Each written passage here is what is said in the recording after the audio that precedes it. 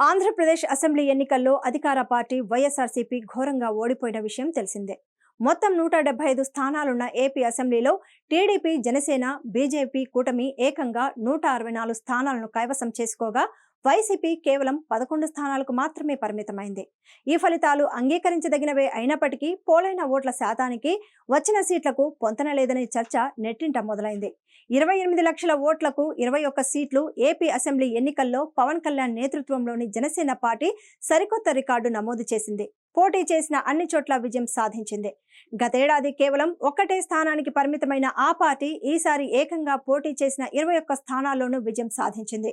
ఇది బాగానే ఉన్నా ఆ పార్టీకి పోలైన ఓట్లకు, వచ్చిన సీట్లకు పొంతన లేదని వైసీపీ శ్రేణులు వాపోతున్నారు.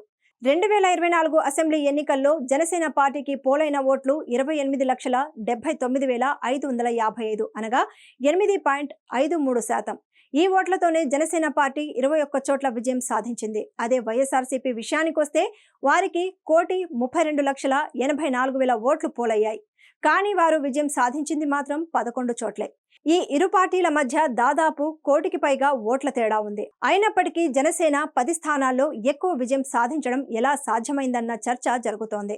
పోల్ మేనేజ్మెంట్ ను టీడీపీ, జనసేన, బీజేపీ కూటమి ఎంత చక్కగా చేసింది అనటానికి ఇదే నిదర్శనం అంటున్నారు వైసీపీ కార్యకర్తలు.